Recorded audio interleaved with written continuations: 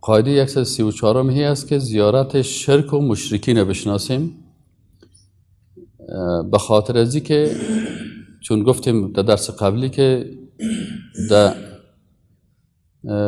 درس قبلی گفتیم که زیارت شرکی وقتی شناخته شوه باز انسان میفهمه که اونا چی مشکلاتی دارن و از اون مشکلات از اونا خدا آدم وقایه میکنه. به خاطر از اینکه آدم اگر مرض نفهمید وقایهش نمیفهمه، باید مرض بشناسی و بفهمی که اونا چرا به این مشکلات گرفتار شدن تا ما با مو گرفتار نشیم. مشرکین بعضی از مشکلاتی داشتن که وقتی به قبرستان می رفتن، اول مشکل مشرکین چی بود که اینا به عوض مثل که ما و شما می رفتیم سلام می دادیم این کارا که در اول بود، اونا یک فعل الله را یا یک صفت الله را که پناه دادن است این را به ما قبر می دادن. مثلا به قبر پناه می بردن، خدا پناه می دادن، خانم خدا، اولادهای خدا به قبر پناه می دادن.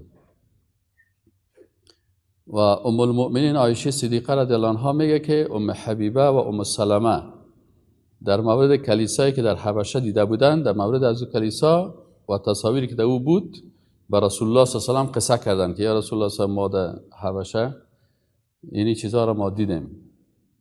دیگه رسول الله صلی الله علیه و آله برشان گفت که اونا کسانی هستن که هرگاه شخص نیک و صالح در بینشان وفات نماید، این در حبشه بود، یعنی در عصر جاهلیت در حبشه رسول الله صلی الله علیه و آله گفت که اونا کسایی هستن که شخص نیک و صالح که در بینشان فوت کرد بالای قبرش سجدگاه میسازن، میرن در قبر از یک سجدگاه جور میکنن و در آن تصاویری را رسامی میکنن، میرفتن تصاویر میگذاشتن و بالاخره باز به می قبرها پناه میبردن.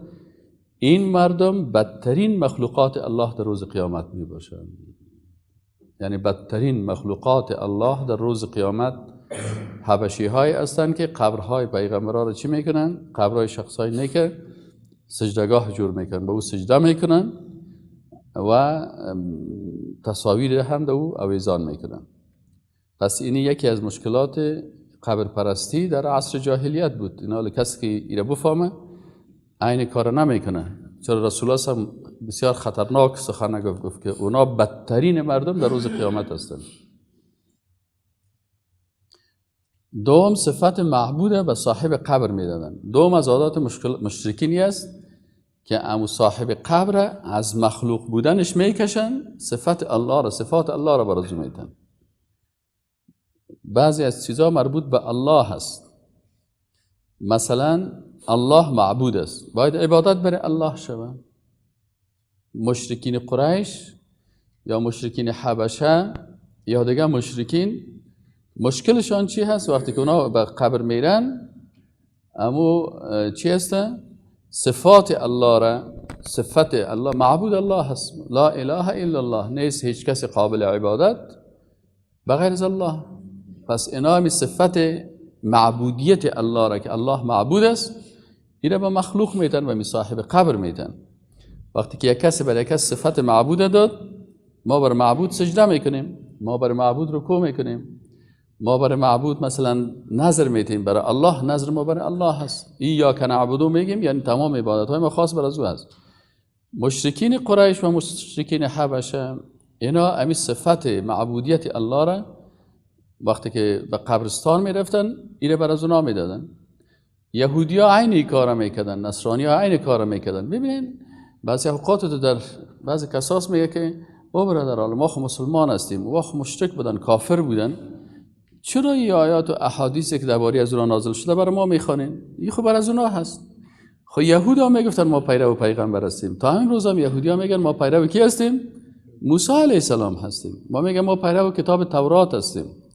لکن مشکلی است که کسی که در اول پیرو پیغمبر هست و کسی که پیرو کتاب آسمانی هست اینمی مشرک میشه. و کسی که کافر است و کافر است. اما شرک در کدام وقت میشه که یک نفر مسلمان میباشه، مؤمن میباشه، بعد از این چی میشه؟ با گذشت زمان با تأثیر به عقیده های دیگه این به شرک مبتلا میشه. پس ببینین الله سبحانه و تعالی رسول الله صلی الله علیه و سلم چی میگه؟ میگه لعن الله الیهود و النصارى، میگه لعنت کرد الله بالای کی؟ بالای یهود و نصارا. اتخذوا قبور انبیائهم مساجد. لعن الله اليهود و النصارى. رسول الله صلی الله علیه و لعنت کرد الله بالای کی؟ یهود و نصارا. وای یهود خو اهل کتاب بودن، تورات داشتن، میگفتن ما پیرو پیغمبر هستیم، ما مسلمان هستیم. نصرانی ها میگفتن که ما خو چی هستیم؟ پیروان کی هستیم؟ پیروان عیسی علیه السلام هستیم. واخ کتاب داشتن. این چطور رسول الله صلی الله علیه و آله میگه الله لعنت کرده؟ اینه میگه لعنت کرد الله یهود و نصارا را به خاطر از اینکه اونا و پیغمبرها ایمان داشتن لکن اتخذوا قبور انبیائهم مساجد. اینا قبرهای پیغمبرهای خود سجدگاه ساختن، افراد کردن در قسمت پیغمبرها. شرک از چی پیدا میشه؟ شرک از افراد در شخصیت ها پیدا میشه. همیشه در طول تاریخ شما سیر کنین یک نفر در شخصیت پیغمبر افراد میکنه، بالاخره صفات الله را برازو میده، شرک شد و شریک الله ساخت. همیشه اولاد پیغمبر افراد میکنن، احیانا مثلا اولیاء الله را افراد میکنن.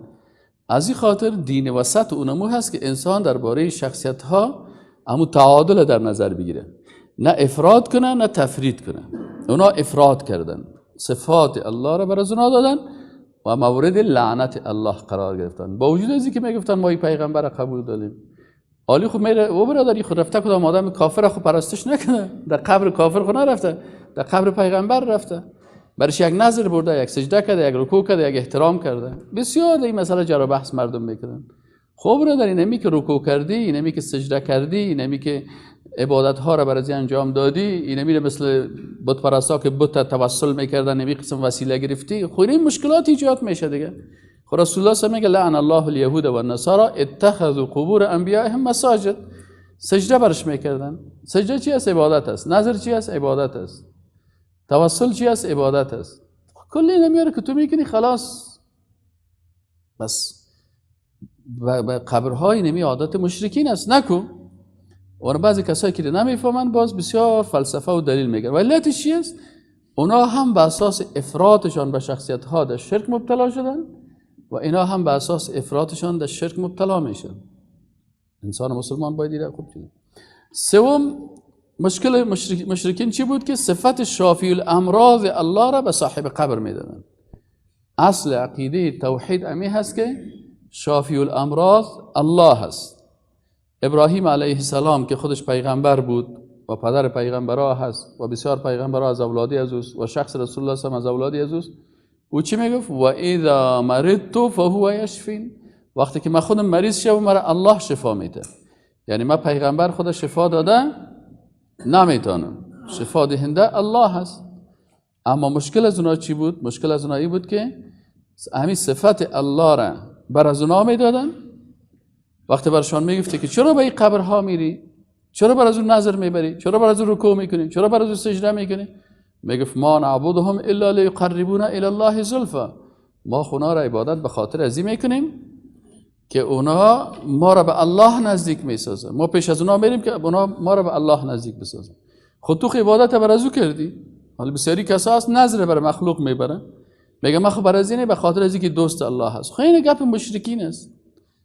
مشرکین الله در قرآن میگه که وقتی بت پرستا را میگفتن که شما الله را میشناسین، میگه ما میشناسین. میگه خب چرا به بت ها میرین؟ میگفتین یا دوستای الله است ما را به الله نزدیک میسازن. در حبشه میرفتی چرا به قبر سجده میکنی؟ میگه ما الله را میشناسیم، تا پیش از صاحب قبر میریم، این دوست الله هست ما را به او چی میکنه؟ نزدیک میسازه. این موضوع عقیده اسلامی نمیپذیره. یعنی میداره اعتقادات از اونها هست. شاید از نگاه عقلانی و از نگاه دلیل و فلسفه که بت پرستا و قبر پرستا میگن شاید پیش خودشان معقول باشه. اما انسان مسلمان از عقل کردن نص چیز میکنه، نص قرار میده. الله میگه ما بینمی ضرورت ندارم.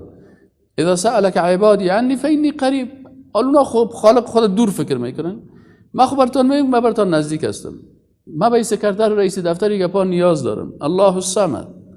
و الله میگه و نحن اقرب الیه من حبل الورید. من از شارک گردنم که به شما نزدیک هستم. پس وقتی که ذاتش قریب است، نزدیک است، از شارک گردن برات نزدیک است و سمیع هست گپ تمش نه و بصیر است، سمیع هست میشنه و بصیر است میبینه، رحمان الرحیم است، مهربان است. پس کل صفات الله داره دیگه. چی نیازی داری که تو میری پیش یک کسی دیگه که تو را برای اون نزدیک بسازه؟ آیا این شخص از او که مهربان تر است؟ اون گپ تو را قبول نمیکنه، ای قبول میکنه؟ سبحان الله. این مشکلات به خاطر چی پیدا میشه؟ به خاطر اینمی فلسفه های بتپرستی و فلسفه های غلط که حتی در بین مسلمان ها سرایت کردن. پنجم، عبادت را به مخلوقات به قصد شفاعت طلبی انجام میدادن. شفاعت طلبی یعنی عادت مشرکین چی بود؟ اونا میگفتن که خیلی پیش از اینا چرا میرین؟ میگفت یا شفاعتگرای ما هستن. الله در قرآن عظیم شان میگه که اینمی گپشان غلط است. همین که این مخلوقات هم میرن پیش بتها و پیش قبرها کی باز شفاعت ما را بکنن، اینمی شفاعت تو را در دنیا کرده نمیتونه و در آخرت هم صلاحیت شفاعت مربوط الله میشه. من ذا الذی یشفع عنده الا باذنه. در روز قیامت هم اجازه گرفته میشه. حتی رسول الله هم که شفاعت کبری را میکنه در روز قیامت اجازه از الله میگیره، بعد از او شفاعت میکنه. به خاطر از اینکه قرآن هم میفهمید که در قرآن میگه من ذا الذی یشفع عنده الا باذنه. کی میتونه پیش الله شفاعت بکنه مگر به اجازه الله؟ پس اینجا اینا مشرکین الله میگه که اینا پیش از این بتها و پیش از این قبرها به خاطر از این میرفتن که میفتن یا شفاعت ما را میکنه پیش الله. ام اتخذوا من دون الله شفعاء. اینا بغیر از الله شفاعت گرفتن. چرا پیش الله مراجعه نمیکنی مستقیما در دنیا و در آخرت باز شفاعت هست برای نبیین، صدیقین، شهدا و صالحین، لکن حق الله هست باز برای از اونها اجازه میده. اما تو نیست هر کس هر قسمی که خواسته باشه امر بکنه. الله میگه ام اتخذوا من دون الله شفعاء. سیدن قرآن میگه، ما سند ما قرآن عظیم الشان است، ما مکلفیت داریم که قرآن میگه، سند ما این فلسفه های شرقی و غربی نیست. ام اتخذوا من دون الله شفعاء قل اولو كانوا لا يملكون شيئا ولا يعقلون. ای کسایی را که شما پیشی بت‌هایی که شما میرین اونا نه مالک چیز هستن و نه هم عقل دارن. قل بگو ای پیغمبر صلی الله علیه و آله لله الشفاعة جمیعا. صلاحیت تمامی شفاعت مربوط به الله هست، کلش مربوط الله میشه. له ملک السماوات والارض. برای الله هست مالکیت آسمان ها و زمین. ثم الیه ترجعون. سپس به سوی او رجوع میکنید. حالا اکثرا که از دوستا دعوت میکنیم که بیاین به عقیده قرآن، بیاین به عقیده رسول الله صلی الله علیه و سلم، بیاین قرآن به فهم صحابه بفهمین. به خاطر از اینکه قرآن کلی چیز بیان کرده. کتاب عقیده هست، کل قرآن درباره عقیده هست، کل قرآن درباره عقیده هست. من یک وقت تصمیم گرفتم که همین چیزا بخوانم، یک تفسیر نوشته کنم که تفسیر اعتقادی قرآن. وقتی تحقیق کردم کل آیات قرآن درباره عقیده هست، کلش. و اگر کدام وقتی باز خواستین باز ما دلیل چه براتون میگم، کدام وقتی باز خواستین الله میخوایم که در قواعد ما چه چه باز بگوین که استاد شما گفتین که کل قرآن درباره عقیده هست، باز ما براتون خواهد گفتم که ما نگفتیم، علمای بزرگوار قبلا گفتن و اینی هم دلایلش. پس کل قرآن درباره چی است؟ تصحیح چی است؟ عقیده هست. کل قرآن کل. خب در آیت دیگه، این آیت چی بوده که این آیتی که من بر شما خواندم ام اتخذوا من دون الله، این سوره زمر است، آیت 43 و 44. و در سوره سجده آیت 4 الله میگه ما لکم من دونه من ولی ولا شفیع. بغیر از الله نیست برای شما دوست، ولی، ولا شفیع، و نه هم کسی که شما را شفاعت کنه.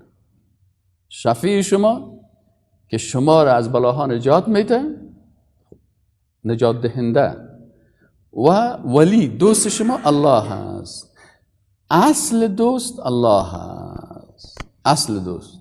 خیلی میگه ما پیغمبر را دوست داریم، یکی محبت الله هست که محبت عبادت است، و محبت پیغمبر اصل نیست، فرع محبت الله هست. ما چرا پیغمبر را دوست داریم؟ به خاطر که پیغمبر الله هست، الله رو بر ما معرفی کرده. پس دوستی الله اصل است. ما لکم من دونه من ولی ولا شفیع. پس دوستتان الله هست، شفیعتان الله هست. و پیغمبر چرا دوست خود میگیریم؟ به خاطر این باز میگه المحبت فی الله. محبت پیغمبر محبت فی الله هست، محبت نبیین، صدیقین، شهدا و صالحین ما با امرای از اونا دوستی داریم به خاطر چی؟ فی الله، به خاطر الله. من تو را دوست دارم به خاطر که تو دوست الله هستی. بنان دوستی تو اصل نیست، اصل دوستی الله هست، چون تو دوست الله هستی من تو را دوست دارم. اینجاست. افلا تذکرون، مگه چرا اینو به یاد نمیارین؟ چرا؟ و در آیت دیگه میگه که من ذا الذی یشفع عنده الا باذنه. خب ششمی صفت از اینا چی هسته؟ ششمی صفتشان این بود که سجده کردن به اصحاب قبور است. یعنی مشکل مشرکین همی هست که رکوع و سجده خدا برای کی میکنن؟ برای صاحب قبر میکنن، به اون شخصی که وفات نموده. و این ما و شما در روز گذشته هم خوانیم که رسول الله صلی الله علیه و سلم دعا کرد که لا تجعلن قبری وثنا، شما قبر مرا یا الله قبر مرا وثن نگردانی. و در حدیث دیگه میگه که لا تجعلن قبری وثنا، لا تجعلن، شما نگردانین قبر مرا وثن، بتوار نگردانین، کارهایی که بت پرستا پیش بت میکنن پیش قبر من نکنین. لعن الله قوما، الله سر قوم لعنت کرده که اتخذوا قبور انبیائهم مساجد، که اینا قبرهای پیغمبر خدا سجدگاه ساختن، در مقابل قبر سجده میکنن. این لعنت الله.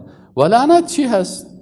مفسرین، علما، محققین، فقها وقتی که مفسرین قرآن وقتی سر کلمه لعنت بحث میکنن در تفسیر صابونی، تفسیر آیات احکام صابونی، در اینجا میگه که اللعن الطرد من رحمت الله.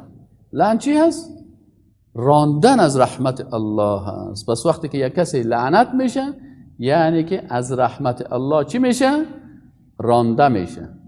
خب آل این شخص از رحمت الله رانده شد. پس یک نفر که از رحمت الله رانده میشه، بزرگترین رحمت الله جنت الله هست، یعنی از جنت ناکام میشه. ما و شما تمام روز زحمت و سختی رو میکشیم به خاطر از اینکه از عذاب الهی نجات پیدا کنیم. الله از ما راضی شود، وقتی که راضی شد رحمتش که جنتش است نصیب ما بکنه و از غضبش که دوزخش است ما را نجات بده. خب تو تمام روز مانده و زله و تکت تکه محبت افراطی با پیغمبر، بالاخره سبب چی میشه که از رحمت الله یک نفر محروم میشه. بسیار هفتمی کاری که مشرکین در مقابل قبرها میکردن که انسان در زیارتها احتیاط بکنه، ذبح نمودن حیوان به نام ذبح نمودن حیوان در امی قبرستان، در امی مقبره یا در زیارت یا در قبرستان. اینال قبرستان که ما مسلمان ها باید چی بکنیم؟ رسول الله صلی الله علیه و آله میگه که لا عقر فی الاسلام، در اسلام عقر نیست. عقر چی است؟ کلمه عقر، قال عبد الرزاق ابن حمام كانوا يعقرون عند القبر بقرة او شاة. یا اینا مردم جاهلیت چی میکردن؟ ذبح میکردن. عقر یعنی ذبح میکردن پیش قبر گوسفند، بقرتون گاوه او شاتن، بقرتن او شاتن، یا بقره گاوه و یا هم شات گوسفند. پس این حدیث اخرجه ابو داود، این حدیث از ابو داود است و بیهقی همین روایت کرده و احمد ابن حنبل هم در جلد 3 صفحه 197 روایت کرده، مسند احمد ابن حنبل، و اسناده صحیح علی شرط الشیخین. متوجه هستین؟ بگه اسنادش صحیح است به شرط شیخین. پس اینال ذبح کردن حیوان در مقابل قبرها چی نام الله را بگیرن چی نام الله را نگیرن، در هر دو صورت در اسلام نیست. خود نفس ذبح کردن حیوان یا پرنده در مقابل مخلوق خودش یک عمل مشرکین است. پرنده را مرغ میگیرید از زیر پای یک مخلوق، زیر پای عروس ذبح میکنید. مرغ میگیرن در گوسفند میرن در پیش قبر ذبح میکنن. اینمی در عصر جاهلیت بود ذبح کردن مخلوق. چرا؟ ذبح چی است؟ عبادت است. ما و شما در سای قبلی خوانیم که الله میگه فصل لربک وانحر. فصل پس نماز بخوان لربک به پروردگارت، وانحر و نحر چی است؟ یعنی ذبح بکن هم خاصتا لربک، عطف شده بالای از اون. وقتی که میگه فصل لربک عطف جمله میشه بالای جمله، وانحر ایوا و عطف است. پس این حکم قبلی رو یه میگیره، یعنی فصل لربک، پس نماز بخوان خاص برای الله، وانحر و ذبح کن حیوانات و پرنده ها و یاره هم خاصتا لربک. این الوقت چرا در قبرستان میبری؟ چرا پیش پای عروس میبری؟ این اینجا مشکل پیدا میشه. و خب رسول الله صلی الله علیه و در حدیث دیگه چی میگه؟ در حدیث دیگه رسول الله صلی الله علیه و میگه، حدیث است که اخرجه احمد بسند صحیح عن ابن عباس و همچنان مسلم، امام مسلم در جلد 6 صفحه 84 عن علی رضی الله عنه. حدیث طویل است، منتها موضوعش سر قبر است. همینجا خلاصه شمی است که علی رضی الله تعالی عنه میگه که رسول الله صلی الله علیه و سلم گفت که لعن الله، لعنت نموده است الله سبحانه و تعالی، و فی روایت ملعون، یعنی لعنت کرده شده هست کی؟ من کسی که ذبح لغیر الله، ذبح کرد حیوانی را یا پرنده را به غیر از الله، به هر مخلوقی باشه، به نام پیغمبر، به نام ولی، به نام دوست الله، به نام بت، به نام هر کسی که ذبح کرد، این چی میشه؟ این مورد لعنت میشه. سعی کنید لعنت چقدر خطرناک است که از رحمت الله رانده میشه. هشتم صفت بت پرستا چی بوده؟ قبر پرستا و بت پرستا عصر جاهلیت، اونا نظر خدا به می قبرستان، به مقبره ها می بردن، به قبر ها می بردن. اینا یک تعدادشان برای بت ها نظر خدا می بردن، یک تعدادشان برای قبر ها نظر می بردن. و نظر ما و شما می فهمیم که نظر عبادت است، و ما و شما می که ایاک نعبد، خاص پروردگار را تو را عبادت میکنیم. اینا کسی که نظر خدا برای مخلوق میبره، این از عادات عصر جاهلیت است. و متاسفانه ما و شما اگر در جامعه برایم ببینیم مردم به این امراض مبتلا هستند. قاعده اینی عادات چی بود؟ عادات مشرکین بود.